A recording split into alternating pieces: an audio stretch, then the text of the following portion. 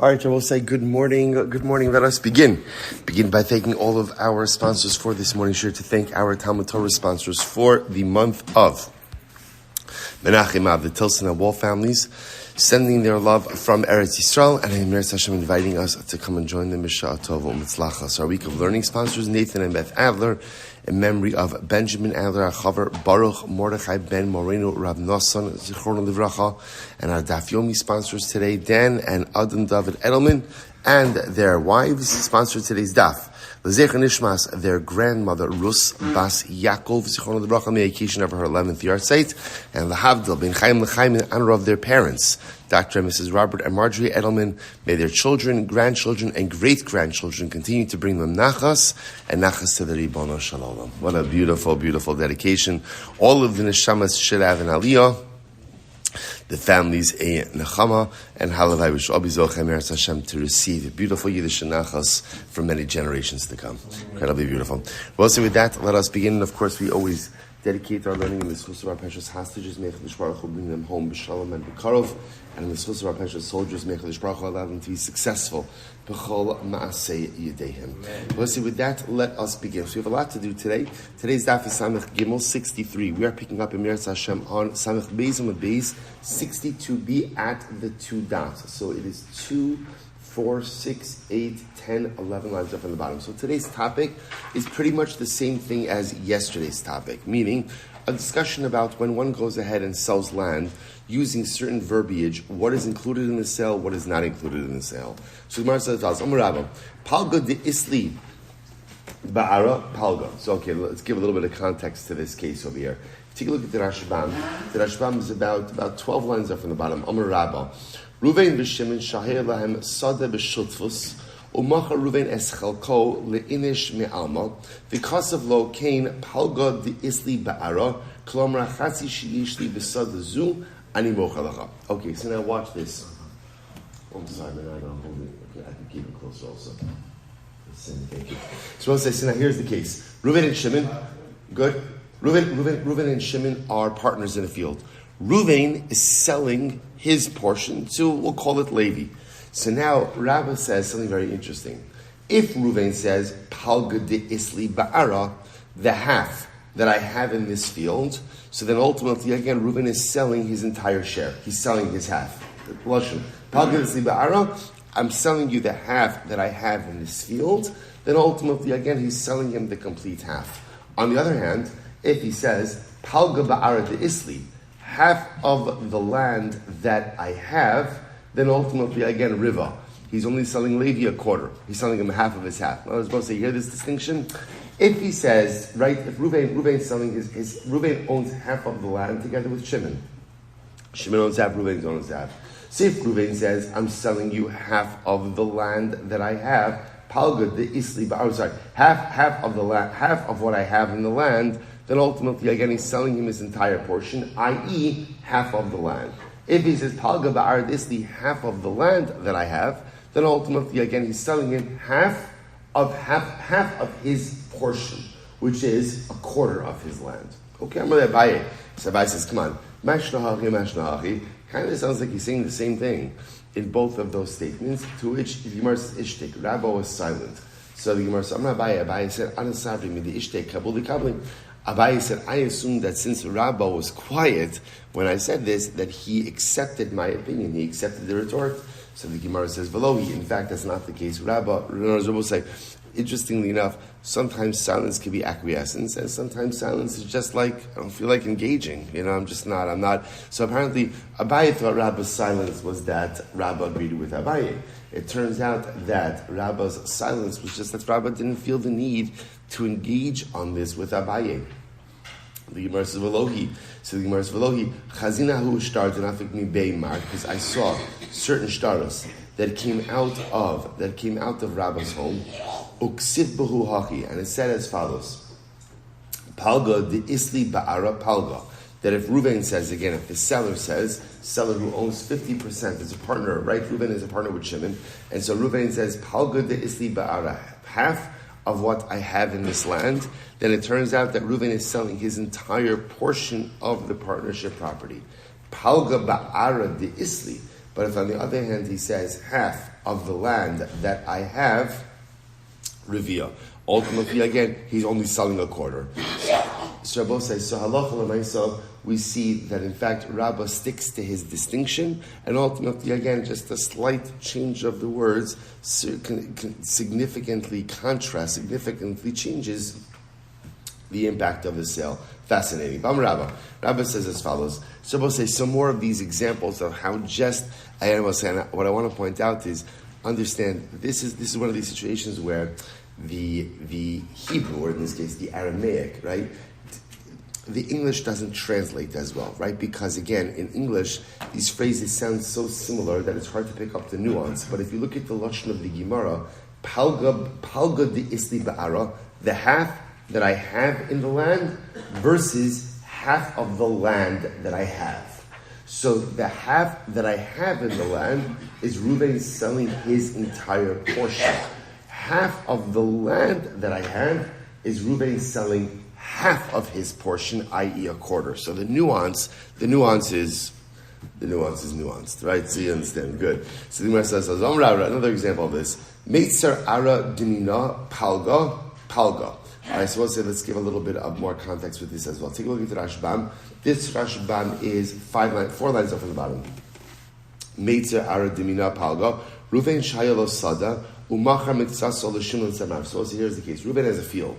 Now, in this case, Reuven is only selling part of his field to Shimon, right? So, Machar Mitzasel Shimon, Mitzad Marav, on the western side, or Mitzad Mizrach. So Reuven has a field. He's selling the western side of the field to Shimon, right? Or Mitzad Mizrach Ikev LaAtzmo. But on the eastern side, Reuven is holding back something for himself. So there's one field. Reuven's selling it. He's selling part of it on the western side to Shimon, and he's holding a piece of it on the eastern side to himself.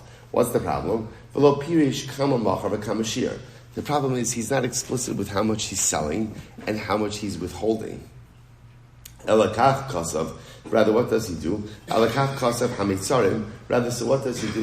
He ends up going ahead and writing the borders. Sada ploni shani mocha leploni mitzad marav levi umitzad mizrach ara dimina palga hakarka atzma. So we'll say.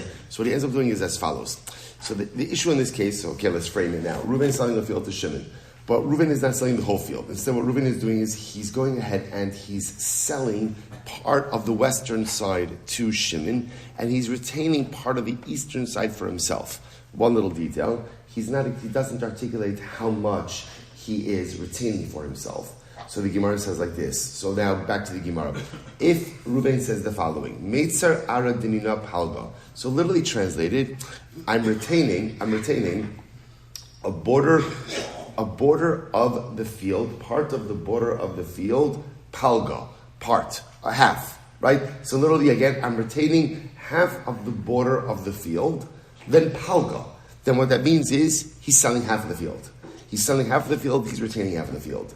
Meitzer ara dimina psika, if he says, however, again, on the border of the field, I'm cutting off a piece for myself. See the distinction over here? The distinction is in the word palga, half, versus psika, taking off a piece.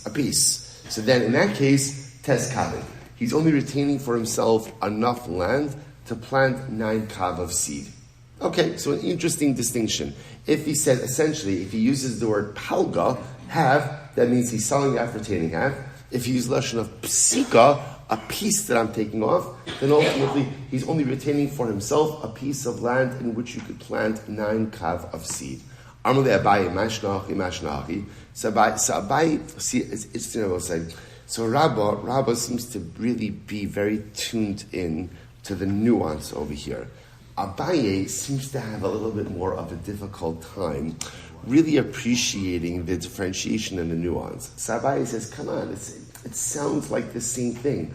Mashnachi, ishtik. Once again, Rabba was quiet. He didn't respond. Savramine, so idi palga. So once again, Abaye, so I'll say, by the way, it's also interesting over here. The same Abaye, who apparently doesn't really share the appreciation for nuance, also is not really able to pick up on the true nature of the silence, right? It's interesting.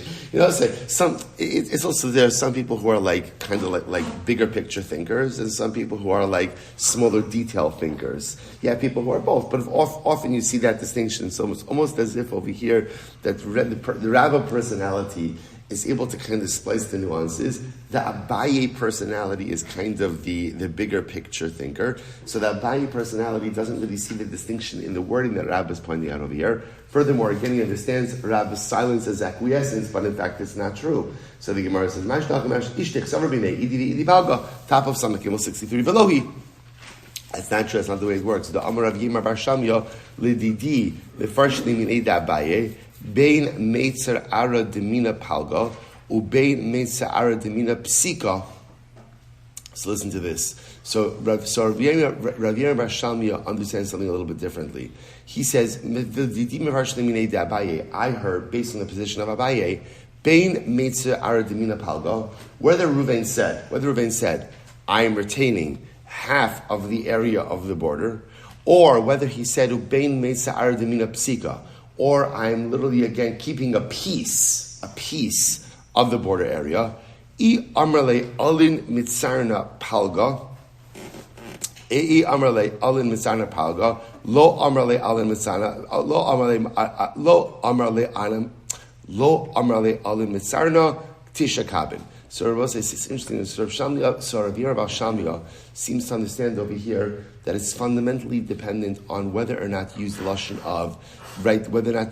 of Bain. I amale alin mitzarna. These are the borders. If he said these are the borders, then he's retaining half for himself. If he did not say alin mitzarna, these are the borders, then he's only retaining tisha kabin, a little slice of land for himself. So we'll say, like when we started this sugya, so much of this is based on minhag hamakom, right? So again, this really is not like in-depth analytics. This is about how people spoke, and ultimately, again, what certain statements meant and how certain statements reflected on the real estate transaction. Okay, beautiful. Let's go right there. So pshita, amar yachloku ploni b'nichsei palga. So I'll say now an interesting case over here. So first, I'll take a look at the Rashbam. The Rashbam is right across on the right side. Pshita, shchid meira, akol mechalek nechasav al pev. Shamar ploni yachloku b'nichsei ploni. So let's listen to this. So Ruvain goes ahead and says, Shimon, yachlok ploni b'nechasai. So Ruvain says, Shimon should literally again divide my assets. Right? So what does that mean? Pelga. Ruvain is gifting away half of his estate. Now, by the way, the Rashbam says this could be a shchid someone on his deathbed, but it doesn't have to be a shchid. So the idea is, if you use lashon of yachlok ploni b'nechasai, so ploni should take half of my possessions, then obviously Reuven is giving away half of his possessions. Tinu chelek leploni b'nechasai mai. What happens if Reuven says, give Shimon a chelek? So we'll see, you hear the difference between yachlok and chelek? Yachlok means divide. The Pashut definition of divide is half. Versus give a chelek to ploni of my property. What does chelek mean? Some Ravina Bar Kisi, so Tashma, Ravina Bar Kisi said as follows, Tashma, the Sanya, Homer tenu chelek leploni bebar. So let's listen to this. What happens if I have a pit of water, a well, and I say, give ploni a chelek in the bar. Give him a chelek in the bar. So what does that mean? So Sumchas Omer in Pachos Mirivia. So Sumchas says it's a quarter of the water in the bar. Okay, so I'll say, interestingly enough, it's not as much ownership of the bar as much as it is water rights. So give him a quarter of the water in the bar. L'chavis, if I say, same case, I have the well, and I say, in case number one, I said tinu chelek ploni, right? Give a portion to ploni. In case number two, l'chavis, I'm saying literally again, give enough for Ruvain's barrel. Now, what does that mean? So again, if you take a look at the Rashbam The Rashbam is in the widest lines now, about 6 lines in the Chavis, in Pachos Ushona Kolomar, Imam Tnu Chelek Ploni Bebar Lechavis, Kedei Lamalos Chavis Tahino Lahashkos Behemosav. See, interestingly enough, so halacha, if you use the lashon of, if I say give Ruvain enough water for his barrel. Barrel was the word that was used to feed animals, to water animals. So really what I'm saying is, give Ruvain enough water from this well to give to his animals. So how much is that? In pachos mishminis. That's 1/8 of the water of the well. Okay. Likdera. If I go ahead and I say, give Ruvain enough water from this well, likdera. Likdera means for cooking purposes. For cooking purposes, how much does he get? Ein pachos miyud beis. He gets 1/12. 1/12 of the water in the well. Okay. Litafiach.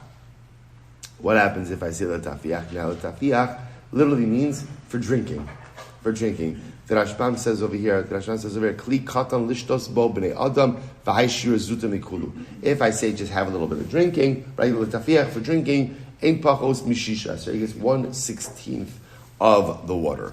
Now, okay, so what does this have to do with anything? Look at that Rashbam l'tafiach. So continue in that. So we'll say that Rashbam is about 2, 4, 6, 8, 10 lines down from in the wide line. L'tafiach kli katan lishtasvo b'nei adam v'hai shira zuta mikulos. Look at the Rashbam. Hilchach gabi. So we'll say. So remember again. How do we get into this?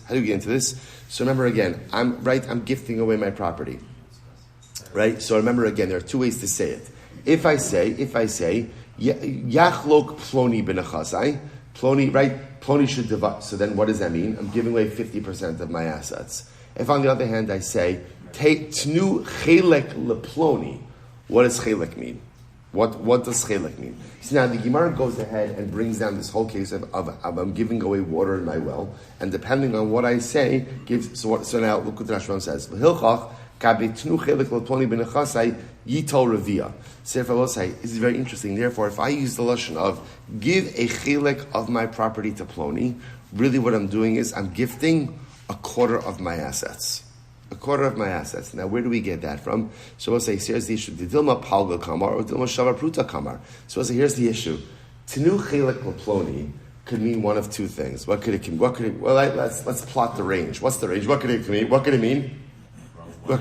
The most, what could it mean? Half. The least, what could it mean? A pruta, right? The pruta is also a chelek. So I don't know, right? It's a pretty big range. So what am I giving Ruvain? Am I giving him 1/4? Right? Am I giving him a pruta, or am I giving him half of my assets? So the Gemara says, therefore what? So Dilma palga kamar or Dilma shava pruta kamar umawana mutal b'safek cholkin. So we'll say, so therefore again, in general, whenever you have it, this is sumchos, right? It's back to sumchos. Whenever you have a doubt in money, split the doubt down the middle. So whatever, you'll split that amount between whatever is a pruta and whatever is a half, and that's ultimately, again, what you'll give Reuven in this case. I will say, by the way, it's such a tremendous Moshe Haskell on this also, that whenever you speak in non-explicit terms, you leave yourself open to such exposure. In other words, sometimes we're afraid to say, there are different kinds of people. Some people are never afraid to say what's on their mind. Bad midah. Bad midah. A person has to know how to talk and when to hold their tongue and know how to frame certain things in certain ways, because otherwise you just have difficulty really sustaining good relationships because you just become an abrasive and obnoxious individual. On the other hand, some people just are always like too timid to say what it is that they mean, in which case no one really ever has clarity as to what they're talking about, or what they stand for, or what they believe in, or what they're... So there's this like fine line between, on one hand, kind of knowing when to couch your words, and when to be a little bit softer, when to leave a little bit of nuance. But on the other hand, if you leave too much nuance all the time, no one knows what it is that you're talking about. And then there are times that you have to be explicit. So it's incredible over here. So this guy, because he was not specific, right? Tnu chelik laploni. This right, that doesn't mean a pruta, doesn't mean half. We don't know. And because he's so ambiguous, there's this incredible range. Okay, let's go right there. Says the Gemara. Tan Rabbanan. Ben Levi, interesting case here. Ben Levi shemachar sadeh Yisrael. So watch this. A Levi is selling his field to Yisrael. Now remember again, as a Levi, one is entitled to Meiser Rishon. I remember again, Kohen gets Truma, Levi gets Meiser Rishon. So now watch this case. A Levi has a field. A Levi owns a field. Now the Levi is selling his field to Yisrael. Va'omer lo, and he says, right, the Levi says to the Yisrael, Almanas Shemaiser Rishon Sheli.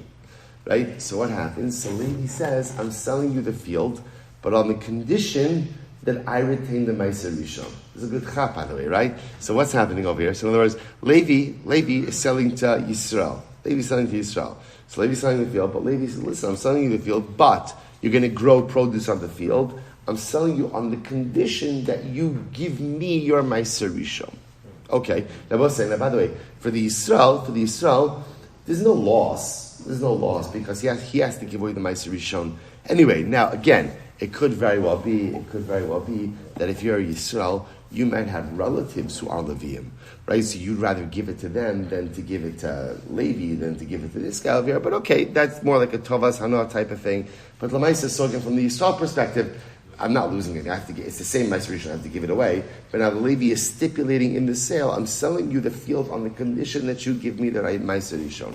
So the Gemara says, what's halacha Meiser Rishon Shelo? It works. It is a binding stipulation. So now what? And now, okay. So now Levi's getting. I don't want to call it a little greedy, but all right, we'll call it ambitious. There's a fine line between ambition and greed, right? So a little ambitious. So Levi says, I'm selling you this field on the condition that you give me the Meiser Rishon and you give it to my kids after me. So what's the halacha? Meis itin lebanovs. Okay, it works. In other words, once the Levi dies, I, the Yisrael, am obligated to continue to go ahead and give the Meiser Rishon to his kids. Him Amrlo. Now listen to this. Him Amrlo kolzman shasad zubiyotcha. Now watch this. If Levi says, so Levi's selling me the field. So Levi says, listen, as long as the field is in your possession, you have to give me the Meiser Rishon. And I say, no problem. Then what do I do? Machra v'chazra v'lakcha. So I says, you know what I do? I buy the field from the Levi. Then I go ahead and go and sell it to Ruvain, and then I buy it back from Ruvain. Ein lo alav klum. In that case, Levi has no more claim against me, because again, he stipulated as long as I own the field, I have an obligation to give him the Meiser Rishon. Well, I owned the field, now I sold it to Ruvain, I bought it back an hour later from Ruvain, so again, the stipulation is null and void. Okay, so now, let's go back to the original case, right? Original case is, Levi is selling me a field, he says, this sale is predicated on the idea that I continue to receive the Meiser Rishon. The Gemara says, stipulation works. The Gemara says, Amai, ein adam makna davar shelo bali olam. So I'll say, so I don't understand, how does this work? In general, you can't convey ownership of something that does not yet exist. So at this point, when Levi is selling me the field, the assumption is there is no Meiser Rishon. So how can we go ahead and make a binding transaction upon something that does not yet exist? There's this general idea. You can't convey ownership over something that doesn't exist. So the Gemara says, no. Kevan da amarle almanas shemaiser rishon shali sheyure share lemakom meiser. Wow. The Gemara says, no. You understand what's happening over here? You're right. In general, you can't transact business with something that doesn't yet exist. Right? So what's happening over here? When Levi says essentially, I'm selling you the field on the condition that I still receive the Meiser Rishon, what he's essentially doing is withholding part of the land itself for himself. So essentially what he's really saying is, the area of the land upon which the Meiser Rishon grows is mine. See, he's retaining real estate. So that's very different about say. See, we thought originally what he's doing is, he is retaining a right. The problem is, I don't have the ability to transact with him regarding that right, because the Meiser Rishon doesn't exist. So Shmuel says, no, we're not doing something that doesn't exist, we're dealing with land. The land does exist. Essentially, what Levi is doing is, by claiming the continued right to the Meiser Rishon, he's claiming a continued right to some area of the real estate. So essentially what he's saying is, I hereby retain the right to the area upon which the Meiser Rishon is growing. So the land is mine, and therefore, again, the Meiser Rishon that grows on there is going to be mine as well. Fascinating. Look at the Rashbam. The Rashbam says, so, Kevan da Amarle Almanas, it's about 10 lines off on the bottom. Kilomar, Kevan da Almanas, The al Tanai Machar Rotsu Shi Iskaima Tanai de Ina Damasna Al Chinam Uladas Kain Machar Shi Yikna Meiser Vilchach Shir Biado Karka Haroi Ligadol Baha Meiser Kamish Amarlo Sadeh Sheli Ani Mocha Lechalusa. So I'll say, now watch what's happening over here. This is actually quite fascinating. So just let's play this out. Levi is selling me the field, right? So Levi says, I'm selling you silver the field on the condition that I continue to receive the Meiser Rishon. I say, sure. So all sounds great. The problem is we cannot create a binding condition based on something that doesn't exist. The Meiser Rishon doesn't exist. Which says, you're right. So what's happening over here? What's happening over here is Levi's really retaining land. That's right, he's really retaining land. And therefore, essentially, he gets the rights to the property by dint of the land, the right to the produce, the Meiser Rishon, by dint of the land that he still owns. The Rashbam says over here, essentially, what it does is, it almost creates like a sharecropping arrangement. That's almost what it does. I will say, now for our purposes, what this tells me is as follows. When a person makes a Tanai in a transaction, a person never makes a Tanai for the purpose of the Tanai being null and void. Because if I'm making a Tanai, if I'm making a condition, I want the condition to be proper. Which means that if the condition as it is articulated is void, the halacha by definition reinterprets it in a way that makes it valid. So in other words, the condition to say, when a Levi says, I'm selling you this property on the condition that I retain the Meiser Rishon, that statement doesn't make sense because you can't make it time with something that doesn't exist. So what does the halacha do? People don't mean for their words to be nonsensical or void. So instead what the halacha does is the halacha reinterprets that statement in a different way. It's fascinating, right? The halacha interprets a statement in a way that makes sense. How does a statement make sense? I, Levi, am retaining a certain amount of land. And by dint of that land, now I have the continued right to the Meiser Rishon. So therefore, when you make a statement, and the statement itself does not work, the statement itself would normally be void, the halacha reinterprets it in a way that can be void, that can be valid. Incredible. So Reish Lakish says, Zosomeres, this tells me, Hamocher Bais Lechavero. If a person sells a house to his friend, Va'amar Amenas Shediyuta Ha'alyona Shali. Now watch this. I sell a property to Ruvain, and I say, Ruvain, I'm selling you this property on the condition that the upper story is mine. The diyuta is mine. Okay, now take a look at the Rashbam. The Rashbam says, Braisazu Deshmainim the Choltnai, Sheino lo Maila velo Morid, Ela Imkin Shir, Aminan Shir, Makumatsmo, Porta Mina, Shaminan Damocher Bais Haver, Amalamana Shadiyuta al Yona Shali, Hadyuta al Shalo, so who gag, Shish Lamake Gaboyut. Now, now a diyuta is a rooftop. It's not to say, it's a rooftop that has a fence that is at least 10 tvachim high. 10 tvachim high. Now so now watch this. So therefore, if I make a statement, I sell a house to Ruvain, and I say, Ruvain, I'm selling you this house on the condition that the rooftop remains mine. So what's talacha? Diyuta ha'alyona shalo. So the rooftop is mine. That's talacha, okay? Sounds pretty straightforward. And we'll say, what's the problem? Now I'm just going to, you understand, let's anticipate what the problem is. What's the problem? We'll say, we learned in the Mishnah, when you sell a house, what's excluded from the house? What's excluded from the sale of the home? A rooftop that has a mechitza that's 10 tefachim or more. Because that is considered to be its own separate reshus. Now watch this. So now let's play this out. I'm selling my house to Reuven. I say, Reuven, I'm selling you the house on the condition that what? That the rooftop is mine. So we'll say, so the problem is that statement is an irrelevant statement because the rooftop is already mine because a rooftop with a fence that is 10 tefachim high is excluded from the sale of a home. Now, what did we just say? What principle did we just establish? We just established that when you go ahead and you make a t'nai in a transaction, a person never means for their t'nai to be void, right? To be null and void. So rather, what does the halacha do? The halacha has to reinterpret your statement in a way that makes sense, right? Levi says to me, Silber, I'm selling you my field on the condition that I retain my Meiser Rishon.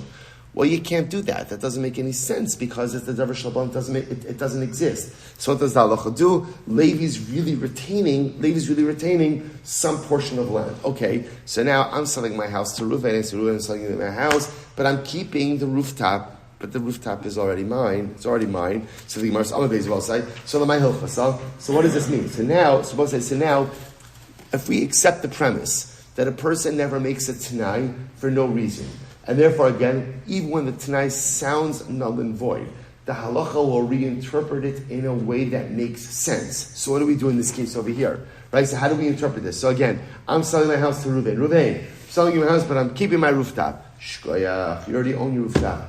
Rooftop is already yours. It's already excluded from the sale. So how will the halacha reinterpret my statement over here? Let me help this up. Rav Zvid Amar, Shemratza lahotzi bazizin motzi. Interesting. So we'll say, so now in this case, if you imagine for a moment, I am selling to Reuven both my home and the surrounding chatzar. Right? So that's a home and a chatzar. I'm selling him a property, home and a chatzar. So now I obviously retain the rooftop. Now, in my statement of the sale, I said, Reuven, I'm selling you the home, but I'm keeping the rooftop for myself. Now I will say, now that statement by itself is null and void because I already retained the rooftop even without the statement. So now the halach has to reinterpret the statement to mean something else. So what does it mean? So Rav Zvid will say what it means is that I retain the right to have beams extend from my roof into the chatzar. Now we learned about this before, so what did the Mishnah say normally? You can't extend your beams into someone else's chatzar. Oh, but this statement means that I'm selling you my rooftop, I'm selling you my house with the condition that I retain the rooftop, and retention of the rooftop means that if I want to extend beams from the rooftop into the chatzar, I have the ability to do so. Rav Papa says, Shem Rotza Livnos Aliyah Al Gaba Bona. Rav Papa says what it means is like this. If the roof collapses, I retain the right to rebuild the roof. I was supposed to say normally, under normal circumstances, if I sell a home, right, and let's say the rooftop is a rooftop that has a mechitza more than 10 tefachim, so I retain that for myself. I only retain it as long as that roof exists. If the roof collapses and now Reuven has to rebuild his roof, that's no longer mine. So Rav Papa says, in this case over here, where I single out, I explicitly said that I'm selling you my house, but I'm retaining the roof. What that means is, what am I retaining? I'm retaining the right to rebuild the roof should it collapse.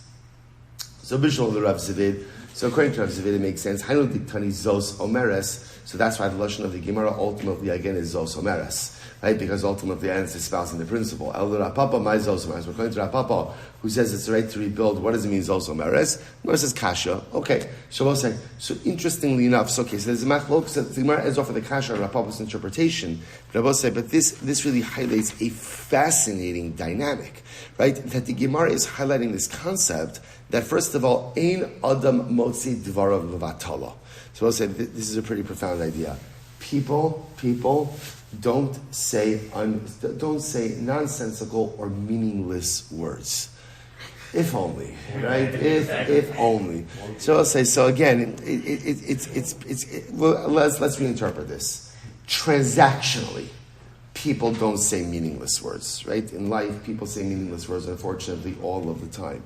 Transactionally, the Gemara assumes over here that if you're entering into a business transaction, you're measuring your words. And the words that you say, you mean specifically to convey a certain meaning. So what's fascinating about this dynamic over here is, therefore, the Gemara says, if you're selling something and you make a Tanai in your sale, but the way you articulated the Tanai doesn't make any sense, the Gemara says, clearly you mean the Tanai to be a binding reality in the sale.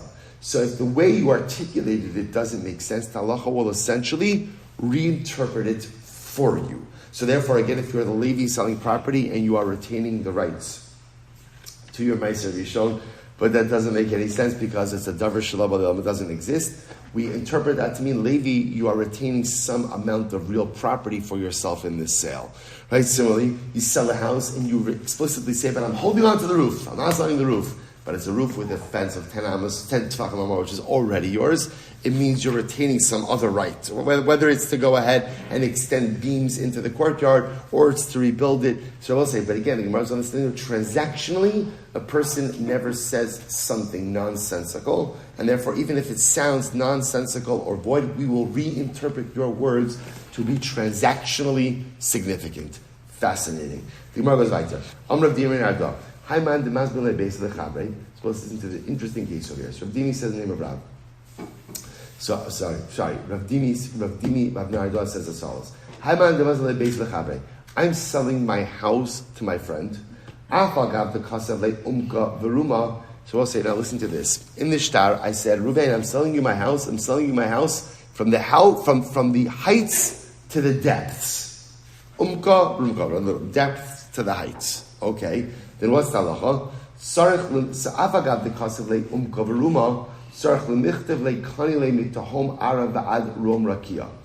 I'll say, listen to this. Even though, right, so I'm selling Ruvain my house. Even though I use the lashon of Ruvain, I'm selling you my house. From Umka to Ruma, from the depths to the heights, it's not meaningful unless, of course, I write from Tahom Ara Adrom Rakia, from the depths of the earth until the heights of the heavens. Okay, the Gemara says, my time, what? I don't know, kind of sounds the same to me. What's going on over here? So listen to this. My time, Du Umka Veruma Bistama Lokani. So we'll say it must be that again, in general, when you go ahead and you make a statement, ultimately again of umka and ruma, right, heights and depths, that's not really meaningful. Not really meaningful. Now listen, take a look at the Rashbam for just a moment. What is it exactly that's happening over here? So in the wide lines of the Rashbam, this is 2, 4, 6, 8, 9 lines in. Hayman demaz bin lei. Okay, so they say now, included in this sale, I want to sell my wells and my water cistern. So I want to sell those things that are dug into the ground itself. So the shaila is, what type of verbiage do I need to use in order to ensure that my well and my water cisterns are included in the sale?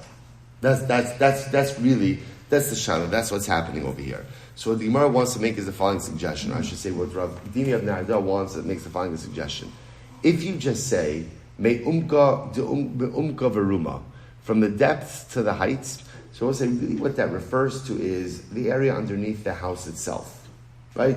And the airspace of the house above it. It doesn't say anything about wells or water cisterns. If you want to include wells or water cisterns in the sale, you need to use the lashon of umka da'ara. Well, what's the lashon of what's the Gemara? Tahom ara rom rakia. The depths. Tahom literally again means like the abyss, right? Deeper down than umka. Tahom ara adrom rakia. So again, just interestingly enough, so even though for us, like English wise, like they both translate from depths, right, until the heights. But you could see the nuance in the Hebrew and the Aramaic, right? So umka means deep, Roma means height, umka to tahom, right? I keep on, right? Tahom ara, as Rom rakia. So tahom ara is even like a deeper lush, right? The tahom literally means the bottom depths. Rom rakia, the heights of the heavens. Okay. And that ultimately, again, the Gemara says, Ahani umka says, let's go back. So my time, what's the reason? To umka v'roma v'stama lokani. Because we'll say, the lashon of umka and roma, by themselves, will not give you rights over the bar and the dus. Will not give you rights over the well and the water cistern. So now watch this. Ahani umka v'roma, lemikni umka v'roma. So we'll say, umka v'roma. So what does umka v'roma do? Umka v'roma gives you the actual depths and heights under the house. See, I will say, now watch this. Here's what's interesting. The Havmini of the Gemara is, let's say I sell Ruvain a house. I just sell him a bayis stam. So maybe I retain the rights to dig underneath the house. I don't know. I want to put a subterranean basement, underneath the house. I have the ability to do so. So the Gemara says like this. When I sell Ruvain a house, umka v'ruma means he owns the land underneath the house and the airspace above the house. That's what umka v'ruma does. But what umka v'ruma doesn't do is umka v'ruma does not give him the well. Does not give him the well, the bar, and the water cistern. V'ahani mitahom ara v'adrom rakia lemikne bar v'dus umechilos. But ultimately, then when I use the lashon of tahom ara adrom rakia, that additional lashon gives him what? Gives Ruvain wells and water cisterns. Wells, water cisterns, tunnels, any subterranean structures. Ultimately, again, now go to Ruvain. So once you hear it, so now what we're suggesting is tahom ara rom rakia gives him area beneath the house and above the house, but does not give him any other subterranean structures. But however, again, Tahom Ara, Rom Rakia, that gives him even subterranean structures. Let me see. Let's also let's bring us proof to this. Veloas Habar, Veloas Hados. So normally I both say if you sell someone a home, so what's not included in the home is the bar and the dos. Afapi shekasav lo umka veruma. Even though you write in the sale umka veruma. So you see over here that umka veruma really gives you the area beneath the house and above the house, but doesn't give you the bar and the dos. That was if you automatically assume that in any real estate transaction you sell someone a house, they automatically acquire the area beneath the house and the area above the house. Then when I say umka veruma lehani umka veruma lemiknei bar v'dos mechilos, then I will say if it's automatically understood that when you sell a home, right, included in the sale of the home is umka veruma, then again you don't have to say it. And therefore, when you do say it, ultimately again umka veruma should work to acquire the bar and the dos. Should work to acquire everything else, mechilos. To which the Gemara says, below kasavli. None of the cases where you didn't write umka veruma. But that's not what the Brisa said. It said, so Mish said, he said, even though you wrote it, umka veruma, HaChaver, that's what it means to say. Afapi shelo kasav lo kimi shekasav dami lemikne umka veruma. So listen to this, what I'm saying. In general, when you sell a house, even if you don't write umka veruma, it's as if you wrote umka veruma. Right? It's understood. Which means it's understood that when I sell a house, I'm selling to Reuven in the area underneath the house and above the house. Lemikne bar v'dus mechilos. But what if I want to convey to Reuven the bar dus mechilos, right? The well, the water cistern, the tunnels. Ikasavle umka veruma kani. If I write umka veruma, then he'll acquire it. The lo kasavla lo kani. But ultimately, if I don't write it, he's not going to acquire it. So I say, interestingly enough, what the Gemara is suggesting over here, a little bit of an about face. What the Gemara is suggesting is like this. In general, when you sell a house, so sale of a house is automatically understood to include umka veruma. It's understood, right? I'm selling the area underneath the house, I'm selling the area above the house. That is understood. It need not be said. Now, both sides. So what happens if you say it? So now what happens if I say, again, it's all part of the same Lashon. A person never says anything irrelevant. So if I'm saying something, I need it to be meaningful. So normally when I sell a house, it's understood I'm selling the house, including umka veruma. I don't have to say it. So what happens if I say it? What happens if I say, Reuven, I'm selling you my house, and I'm in a good mood, so I'm including umka veruma. The Gemara says, what that means is bar v'dos. That must be coming to include the well and the water cisterns, right? Because again, otherwise the statement itself is meaningless. The fact that I'm including that, the fact I'm including it means I must be including something additional transactionally. What's the additional items being included transactionally? Bar v'dos. All right, we'll stop over here for today. Again, we're not finished with this, but again, all part of the same motif. That when a person says something in the context of a transaction, they never mean their words to be null and void. And even if at first glance it appears redundant, we reinterpret it in a way to make it meaningful. Shkach, I will say. All right, have a great day, everyone.